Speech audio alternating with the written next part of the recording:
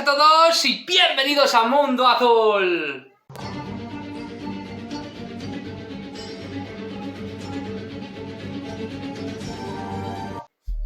Bueno, pues ya estamos aquí un día más y hoy, amigos míos, os traigo un vídeo increíble. Un vídeo de esos que te hacen vibrar. ¿Por qué? Porque vamos a hablar de las pruebas de la existencia de Dios. Antes de entrar en materia, quiero deciros que mi corazón vibra porque este, amigos míos, es el tema principal de, podríamos resumir, de mi vida, de mi existencia, como aquel que dice con 31 años, tampoco tengo mucho, pero ya que me gusta el misterio, me gusta la investigación, me gusta el fenómeno ovni, me gusta la historia, me gusta la conspiración, me gusta la espiritualidad, me gusta la lectura, me gusta todo eso que es Mundo Azul, que no es ni más ni menos que una proyección de mi propia personalidad. Pero creo que cuando más me siento que vibro, cuando mi alma se siente más completa, cuando mi función, persona, cometido, objetivo está en función, está en unión, está trabajando como uno solo, creo, y en definitiva cuando más pleno me siento es cuando hablo ni más ni menos que de Dios. De Dios en sus muchas facetas, en sus muchas circunstancias y en muchísimos temas. Podemos hablar del ajustador, podemos hablar de Dios a través de la historia, podemos hablar de Dios en la cotidianidad, podemos hablar de Dios como espíritu, podemos hablar del libro Durantia acerca de la visión cosmológica de Dios, de la ciencia, cómo se acerca a Dios con ciencia de espíritu, que espero que dentro de poquito traigamos a Brian. Podemos hablar de experiencias personales acerca de Dios, podemos en definitiva reflejar muchos otros vídeos que aunque no sean directamente de Dios, tengan que ver directamente con Él. Pero es que el tema principal y para lo que creo, en definitiva, esto es una revelación que os estoy haciendo así a lo loco, he venido, es ni más ni más que para hablar de Dios. Por lo tanto, hoy es un vídeo especial, como todos cada vez que hablo de Dios. Como digo, mi alma se siente repleta, se siente jocosa, se siente divertida, se siente con ganas de explicar lo que llevo dentro. Y hoy lo vamos a hacer, pero desde un punto de vista, bueno, pues yo creo que diferente, o si no por lo menos diferente, desde un punto de vista en el que vamos a intentar también utilizar, como no, la cabeza, ¿no? Al margen de las opiniones, al margen de, pues bueno, todo eso que siempre utilizamos cada vez que debatimos de la existencia de Dios. Antes de entrar en materia, vamos a ver qué es eso de las pruebas de la existencia de Dios. Agarraros en vuestros asientos y disfrutar este vídeo. La existencia de Dios es un argumento que plantea cuestiones filosóficas fundamentales en relación con la ontología e implica un debate entre diferentes ideas cuya expresión habitualmente no se limita al mundo de la racionalidad, sino que se extiende al de las creencias. El teísmo y el ateísmo son las posturas teóricas favorables y contrarias a la existencia de Dios o de la divinidad, y respectivamente están confrontadas. Por su parte, el agnosticismo niega la posibilidad de conocer la existencia de Dios. El debate en torno a este tema ha sido objeto de argumentos a favor y en contra, propuestos por filósofos, teólogos y otros pensadores. Los argumentos a favor de la existencia de Dios suelen incluir cuestiones metafísicas, empíricas, antropológicas y noxeológicas. Las alegaciones en contra suelen incluir cuestiones empíricas, razonamientos deductivos o inductivos. Sin embargo, no existe una definición universalmente aceptada de Dios. Algunas definiciones sobre Dios no son tan específicas como para permitir llegar a probar que exista una realidad que se ajuste a tales definiciones y por lo tanto existen diferentes líneas de debate. El teísmo clásico afirma que Dios posee toda posible perfección, incluyendo cualidades tales como la omnisciencia o la omnipotencia, y que es providente con su creación. Sin embargo, esta definición no es la única posible definición de Dios. Otros enfoques filosóficos toman una simple definición de Dios como motor inmóvil o causa incausada, o el creador definitivo, o un ser superior sobre el cual nada puede ser concebido. a partir de lo cual se pueden deducir sus propiedades clásicas. Por el contrario, el panteísmo no cree en un Dios personal. Por ejemplo, Spinoza y sus seguidores filosóficos, por ejemplo, Einstein, utilizaban el término Dios en un sentido filosófico particular para significar aproximadamente la sustancia o principios esenciales de la naturaleza. En la rama del hinduismo, denominada Advaita, Vedanta, la realidad se considera en última instancia un único ser, ajeno a las cualidades y al cambio llamado Nirgunu Brahma, Dios sin cualidades, que se supone más allá de la comprensión humana ordinaria, siendo el mundo que normalmente percibimos compuesto de pluralidad de objetos, provocado por las consecuencias de nuestras acciones. La doctrina Advaita introduce el concepto de Saguna Brahma, Brahma con cualidades, como una manera de referirse a ese Brahma entre el pueblo. A esta deidad sí se le atribuyen cualidades tales como la omnisciencia, la omnipotencia y la benevolencia. Las religiones politeístas utilizan la palabra Dios para múltiples seres con diversos grados de poder y habilidades que en relatos como los de la mitología grecorromana, Homero, Hesiodo, Virgilio, Ovidio, aparecen antropomorfizados con vicios y virtudes humanas, luchándose, engañando, discutiendo, etc. Bueno, pues hasta ahí podemos leer. ¿Por qué? Porque esto es la pequeña sinopsis que siempre hacemos acerca del caso que nos atañe, que en este caso es las pruebas de la existencia de Dios. Pruebas, ha habido muchas pruebas a favor y en contra. Ya sabemos multitud de ellas en contra. La imposibilidad de la existencia de Dios, no se puede demostrar, yo no lo noto. Hay muchas otras, un poco más, con más enjundia, un poco más mentales, más cosmopolitas, no sé ni cómo llamarlas, pero hoy vamos a centrarnos en la argumentación a favor de la existencia. Y es muy interesante. El argumento, hay unos, que es el argumento cosmológico, que sostuvo que hay una primera causa o motor de todo que existe y es identificado como Dios. Esto en el argumento de la cosmología, fácil, definible. Pero hay más argumentos. Por ejemplo, similar al anterior es el argumento que daba el señor Aristóteles. Aristóteles decía que Dios era el primer motor inmóvil. Estoy leyendo, evidentemente, con el móvil, ¿vale? Porque no tengo el ordenador, pero os digo, Aristóteles decía que debido a que todo móvil a su vez debe ser movido por un motor y esta a su vez debe ser movido por otro motor, de modo que la cadena de móviles necesita de un primer motor, que ahora os voy a decir mi propia postura particular, que es muy parecida a la de Aristóteles, pero con un cambio diferente. Y Aristóteles decía que se necesita un primer motor inmóvil, un primer motor generador de todos los demás motores que no haya sido generado por ningún motor y que no sea movido por ningún motor. Esto es lo que decía Aristóteles.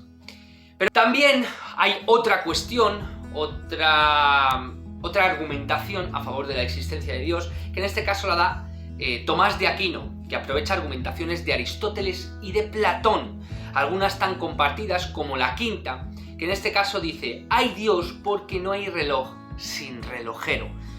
Buenísima frase. Otra argumentación es el argumento teológico, que sostiene que el orden del universo y su complejidad se explica mejor por la referencia de un Dios creador, en este caso, que es el argumento similar al creacionismo o el diseño inteligente. Otro argumento es el argumento ontológico, que a diferencia de los demás es a priorístico. Es decir, se trata de una demostración en la que no interviene ningún factor de realidad. Se basa en argumentos acerca de un ser mayor, que el cual no puede ser pensado, no puede ser concebido. Fue enunciado por primera vez por el maravilloso e increíble filósofo Avicenas. Todos, dice Avicenas, todos, incluidos aquellos que niegan la existencia de Dios, tienen en su mente la noción de Dios. En efecto, si no la tuvieran, no se entendería lo que dicen cuando afirman que no existe. Es un juego de palabras, pero es buenísimo. Es un juego que a mí, la verdad, me gusta bastante. Hay muchísimos argumentos, amigos, acerca de la existencia o la inexistencia de Dios. Los filósofos en este caso han cabalgado entre muchos argumentos. Por ejemplo, el problema cuerpo-mente, que también es otro argumento a favor de la existencia de Dios, que sugiere que la relación de la conciencia con la materia se entiende mejor en términos de la existencia de Dios. También los argumentos que sostienen que alguna cualidad física observada en el universo es de una importancia fundamental y no un epifenómeno, como por ejemplo la justicia, la belleza, el amor, la experiencia, la religiosidad, que defienden en este caso el teísmo o la existencia de una deidad que nos hubiera inculcado esos conceptos. También, por ejemplo, el argumento antrópico, que sugiere que un hecho básico como nuestra propia existencia se explica mejor desde el punto de vista de la existencia de un Dios. El argumento moral, que sostiene que la existencia objetiva de la moralidad depende de la existencia o del propio inculcar de la existencia de un Dios. También está el argumento trascendental, que sugiere que la lógica, ciencia, ética y otras que son tomadas en serio dejarían de ser tomadas en consecuencia en serio o dependerían del sentido de la ausencia de un Dios. También hay una muy interesante que es la apuesta de Pascal, así se titula, en donde un argumento creado por Blaise Pascal en una discusión sobre la creencia en la existencia de Dios, basándose en el supuesto de que la existencia de Dios es una cuestión no de azar. El argumento plantea que aunque no se conoce de modo seguro si existe o no Dios, estamos hablando de Pascal, lo relacionado o lo racional, lo seguro, lo coherente es apostar por su existencia. Y esto lo estamos hablando de que lo está diciendo ni más ni menos que el maravilloso e increíble Pascal, un racionalista consumado. Bien, amigos míos, esto es lo que podemos ver, lo que podemos deducir. Esto es lo que a lo largo de la historia muchos pensadores, muchos filósofos se han quebrado la cabeza, ya sean filósofos, ya sean teólogos, ya sean simplemente pensadores, escritores, da igual. Siempre hemos apostado unos y otros por la existencia o la inexistencia, dependiendo de qué punto de vista tuvieras. ¿Cuál es mi punto de vista? Porque, amigos míos, no se puede demostrar la existencia de algo que está muy por encima del raciocinio, de la percepción y de la comprensión de los seres humanos. Es imposible, amigos míos. Y esto no lo digo yo. Esto no es una forma en la que digo jaque mate o, mejor dicho, partida en tablas. Ni tú puedes demostrar que existe Dios, ni yo puedo demostrar que no existe. Entonces lo dejamos en tablas y que cada uno piense lo que quiere. Es una manera también de dinamitar la conversación y decir que algo que no existe no se puede demostrar, que algo es muy poco científico. Y hay muchos científicos, y a día de hoy hay muchos científicos modernos que afirman que la ciencia tiene... los que no creen en Dios, los agnósticos, o bueno, en este caso, aquellos incrédulos que dicen que no creen en Dios, tienen un deber de demostrar que eso no es así y que las experiencias de miles de millones de personas en el mundo que afirman eso deben ser, si no puestas en duda de alguna manera, deben ser tiradas o dilapidadas con esas mismas pruebas que dicen la ciencia que siempre utilizan. Es una apuesta que yo creo que los científicos deben tener o deberían tener, y es un punto pendiente que la ciencia jamás podrá demostrar, a menos que entre en juego la experiencia personal o otros puntos que la ciencia no quiere que entren en el juego. En este caso, como experiencias personales, vivencias extrasensoriales o cierto tipo de historias, mitologías, leyendas, da igual, que también suman a todo eso. Pero, amigos míos, yo aquí os voy a dar mi propia experiencia personal y no voy a entrar en juegos de palabras, no voy a entrar en si existe o no existe. Cada uno que opine lo que desee opinar. Pero yo aquí digo, aquellos que afirman su existencia que en este caso yo soy uno de los que afirma su existencia, lo afirma no desde unas pruebas para que todo el mundo pueda demostrarlas, ya que mi propia experiencia personal, lo que yo he vivido, lo que yo siento y lo que cada día experimento, no se puede poner en un laboratorio, pero tampoco se puede poner el recuerdo del olor que yo tuve al pisar la Capilla Sixtina. No puedes. Puedes, de alguna manera, estudiar la sinapsis de mi cerebro y ver las reacciones que me produjo en su momento o que me produce el recordar la vivencia de su momento. Pero eso también podría ser algo subjetivo, algo que yo me creo, con lo cual jamás puedes demostrar eso.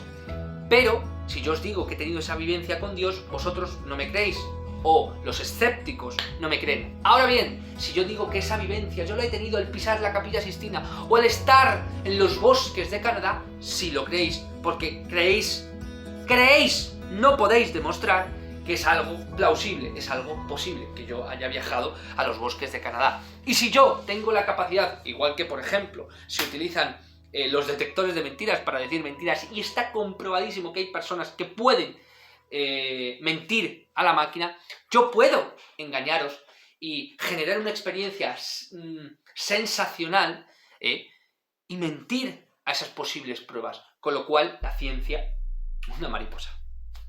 La ciencia no puede demostrar más allá que simplemente el objeto de estudio, siempre y cuando el objeto de estudio pueda ser llevado a un laboratorio y estudiarlo con los medios que se tienen. Pero evidentemente cuando estamos estudiando algo que rebasa esos medios, es imposible de estudiar. Ahora bien, y como investigador, o como lo que yo me considero que soy, primero escritor y después investigador y después divulgador, creo que la experiencia personal de cientos de miles de millones de personas en el mundo tiene que tomarse en cuenta. Y hay experiencias que se pueden utilizar la técnica de la nevera, como hace por ejemplo JJ Benítez y otros muchos investigadores. La técnica de la nevera no es uso exclusivo de JJ Benítez, y ver que esa persona siente, experimenta y cuenta lo mismo a través de los años. Y además, la calidad de ese relato, la experiencia que a ti te genera, la locuacidad a la hora de contar una experiencia o una vivencia que haya tenido. ¿Por qué debo yo no creer a esa persona? O mejor aún, me creo a esa persona, pero la ridiculizo, la menosprecio de alguna manera, de forma inteligente o de forma lo que sea, y digo que no, si la persona está diciendo la verdad, pero su verdad parte desde un punto de vista en la que se está creyendo o se está generando esa vivencia o esa experiencia. ¿Cómo yo, amigos, puedo llevar una experiencia que vivo todos los días? ¿Cómo puedo yo demostrarla? Yo a veces subo vídeos, yo a veces experiencias que me ocurren, las comparto, las describo. Muchos de vosotros me pedís que las cuente todas. Os cuento algunas que son extremadamente sorprendentes. Como digo, subo fotos, subo vídeos, subo hasta la hora y subo también un pequeño contexto para que os pongáis en la situación que yo estaba viviendo en ese momento. Os puedo asegurar que a pesar de lo increíbles de esas historias, a pesar de los relatos que yo tengo en mis cuadernos de campo, en mis pendrive, en mis archivos personales, de las vivencias que yo he tenido con Dios, preguntas, respuestas, contestaciones, golpes, las vivencias que tengo con mi ajustador y las vivencias que tengo a día, no solo de señales de mariposa, sino de otras muchas cosas, jamás, nunca podría demostraros y jamás podréis vivir lo que yo he vivido, y solo tengo la palabra, que no es poco, para demostraros o para transportaros a mi vivencia.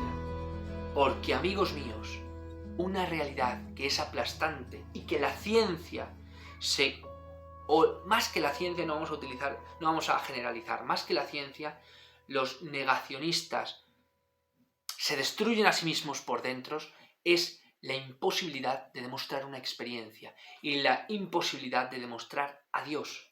Jamás vais a poder demostrar algo, y Dios lo tiene bien atado, y bien atado precisamente por eso, porque Dios se esconde dentro de la propia experiencia del hombre, y solo tu propia experiencia personal, tu comportamiento, tu confianza, tu relación personal con Dios, tus límites, tus acuerdos con Él, tu forma diferente de relacionarte, porque cada uno de nosotros, al igual que cada uno somos un mundo, vivimos y experimentamos y concebimos la vida de un mundo diferente, vemos a Dios de una forma completamente diferente. Hay ciertas particularidades que nos conectan, pero es completamente diferente. ¿Por qué? Porque Dios se adapta a cada uno de nosotros y se expresa a través de nuestra propia experiencia personal de una forma completamente diferente. Como les dije en el vídeo que puse a mis hijas, que os recomiendo, cuando vimos una mariposa que se nos coló en casa, a través de una experiencia que yo estaba teniendo y una vivencia muy turbia y muy amarga que yo estaba teniendo en ese momento, se coló una mariposa. Y yo les dije a mis hijas, mirad, esto es una mariposa, es un mensaje de Dios. Y este mensaje, Dios tiene que ser muy cuidadoso con nosotros, al igual que nosotros tenemos que ser muy cuidadosos con la mariposa. ¿Sabéis por qué? Porque la mariposa es una cosa muy pequeñita y simplemente con un toque, simplemente con un roce de nuestra mano podemos romperle un ala, podemos destruirla porque nosotros somos muy grandes. Eso es lo que pasa a Dios también. Es tan inconmensurable, tan grande, tan enorme, tan inimaginable, que nos ha dado esta realidad muy burda, muy básica, muy tangible, muy mirar cómo estoy, que sudando. Y nos ha dado esto para vivir y para que nos desarrollemos y para que crezcamos y experimentemos este espacio-tiempo. Pero este espacio-tiempo es muy burdo en comparación a la otra realidad y a las otras realidades de donde Él procede. Y Él tiene que tener mucho cuidado con tocarnos, con mimarnos, con querernos y con amarnos, porque simplemente con un roce puede aniquilar toda nuestra existencia, puede aniquilarnos y anularnos como persona. Imaginaros lo que supondría a una persona, muchas veces en cuestión de conceptos, a personas de 90, 70, 80 años, que les enseñes un móvil, que les enseñes una videoconferencia, que les enseñes una realidad que está más allá de cualquier concepción. Destruye su mundo. Pues imaginaros que de la noche a la mañana Dios se presentara cómicamente, como creen que deben hacer algunos, ¿no? Que es un antropomorfo, baja de las nubes. ¡Oh! Pero imaginaros que os hiciera un chasquido de realidad, así un flashazo, podría destruir vuestro mundo por completo. ¿Por qué? Porque está más allá de cualquier concepto y de cualquier prueba. Siempre pongo el mismo ejemplo. Imaginaros un ser de 2 dimensiones, solo tiene para adelante, para atrás y para los lados, pero no conoce, no está capacitado para entender lo que es arriba y lo que es abajo. Imaginaros que ahora yo veo a ese ser de 2 dimensiones y veo cómo se mueve hacia adelante, hacia detrás, hacia los lados, y de repente yo decido por pura iniciativa tocarle desde arriba. Ese ser de 2 dimensiones va a sentir, va a percibir ese toque, esa sensación, porque conecta directamente con su realidad, pero no va a saber de dónde ha venido. Y jamás, porque no está capacitado para ello y porque su existencia propiamente se lo impide y sus capacidades, jamás va a poder mirar hacia arriba y verme. Jamás. Y no, da igual lo que invente, da igual lo que utilice, porque jamás va a poder saber, ni demostrar, ni concebir lo que es arriba y lo que es abajo, porque está limitado. ¿Cómo podemos concebir la existencia de un ser que todos los días interactúa con nosotros y todos los días bucea en nuestra experiencia, en nuestras sensaciones, en nuestros sueños, en nuestra vida, en todo lo que se relaciona con lo que somos intrínsecamente con nosotros, que nos mima, nos cuida, nos trata, cada uno de forma individual a los 7.000 millones de personas en el mundo? ¿Cómo podemos demostrarlo si no estamos capacitados para ello? Amigos míos, pruebas de la existencia de Dios no existen. No existen pruebas para todos. Solo existen pruebas personales, ocultas en nuestra vida, en nuestro día a día y en nuestras propias vivencias. Ahí debéis buscar las pruebas de la existencia de Dios y ahí debéis buscar a Dios, ya que cabalga en vuestro corazón. Y nadie, nada más que vosotros, podéis abrir vuestro corazón. Muchísimas gracias a todos, gracias por estar ahí y nos vemos en el próximo vídeo.